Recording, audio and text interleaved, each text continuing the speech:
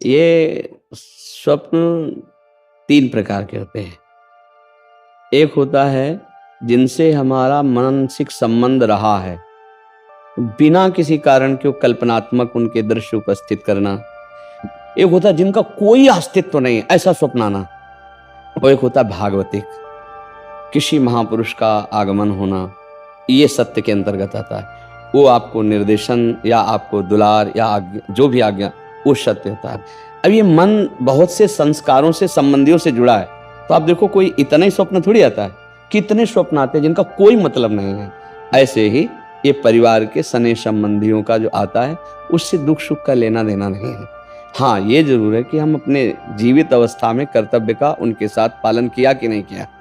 अगर किया तो धन्य है, अगर नहीं किया तो अब कर लेना चाहिए। उनके प्रति नाम जप करना, उनके प्रति दान पुण्य करके उनको प्रदान करना। जैसे पिता है या पितामह है ये हम यहाँ से जो भी दान पुण्य करेंगे, जो भी अनुष्ठान कराएंगे, वो ट्रांसफर हो जाएगा, उनको पहुंच जाएगा। ऐसा विधान है। इसीलिए परिवार में चाहा जाता है कि कोई हमारे हो जो कम से कम हमें दान कर सके, पानी दान कर सके, अन्न दान कर सके, या कुछ ऐसा। जैसे नहीं पिंड दान कहा जाता है कि भाई पिंड दान करने वाला तो कोई हो। तो आप अपने पूर्वजों के लिए जो किए हैं वो आपको पता है, व्यवहार कैसा किया है। अभी जो आप किए हैं वो पता है। अगर करने की कोई आकांक्षा ऐसा लग रहा है कि हमारे पूर्वज विपत्ति या दुख में है क्या, उनके लिए कर लेना चाहिए। श्रीमद् भागवत का संस्कृत से अनुष्ठान कराना, गौ ब्राह्मण संतों की भोजन आदि करा करके वो सब दान उनको कर देना, मंत्रों का जप करना या नाम का जप करके कीर्तन करा के उनको प्रदान कर देना।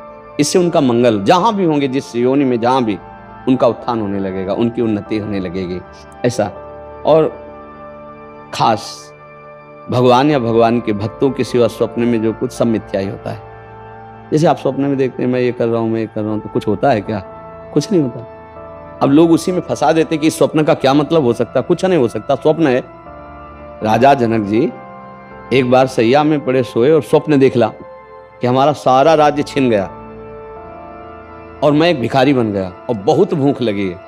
अब मांगे तो थोड़े से चावल और दाल मिला, तो मटकी में, मिट्टी के पात्र में उन्होंने लकड़ी बीन करके खिचड़ी पकाई। अब वो पक्के तैयार होने वाली थी, 2 सांड आए लड़ते हुए, ऐसे लड़े कि पूरा बिखर गए और भूख से व्याकुल। अरे ये क्या, ऐसे कि पूरा मेहनत किया हुआ सब भोजन, और आँख खुली तो महाराज जनक का सत्याग्रह।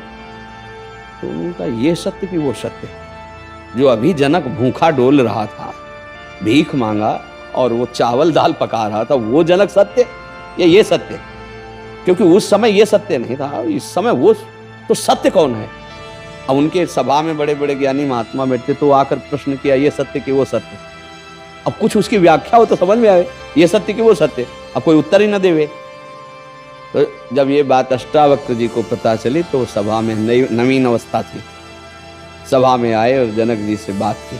जनक जी ने पूछा कि ये सत्य कि वो सत्य? तो उन्होंने कहा ना ये सत्य ना वो सत्य। उमा कहूँ मैं अनुभव अपना, सत हरि भजन जगत सब सपला। सपला तो सपला है, जागृत भी सपला है, सत्य है हरि नाम। तो आप ये समझ लीजिए, ज्यादा उस पर विचार मत कीजिए। यदि आपके अंदर ऐसा भाव आता है, धन आपके पास है, तो ऐसी कुछ सेवा दान पुण्य करके, कहीं ऐसे जैसे गौ सेवा है, गौ को चारा पवा दिया है ना, कहीं साधु महात्मा को किसी एक को भी भोजन पवा दिया, और वो कहीं भागवत हो रही उसमें सहयोग कर दिया। नहीं पूरी भागवत करवा सकते, तो भाई हमारे कुछ चंद रुपए इसमें सहयोग में हो गए और उसका फल हमारे माता पिता दादा दादी को मिले। ऐसे भाव किए जाते, तो उससे उनको कल्याण होगा, उससे उनका मंगल होगा। खुद नाम जप करे, मान लो एक माला में 108 नाम होते हैं, और 108 नाम जप करके हमने दे दिया कि हमारे बाप को प्राप्त हो, हमारे बाबा को प्राप्त हो, हमारी माँ को प्राप्त हो, तो उनको प्राप्त हो जाएगा, उनकी उन्नति होगी। एक नाम भी कल्याण कर सकता है, इसलिए स्वयं करे, अर्थ के द्वारा ऐसा करके कर दे, और बकाया ज्यादा स्वप्न का विचार न करे, ये व्यर्थ होते हैं। हाँ, कोई संत महात्मा आए, भगवान का आदेश दे, वो बात अलग होती है, बकाया सब व्यर्थ होते हैं। ये व्यर्थ में फंसो मत।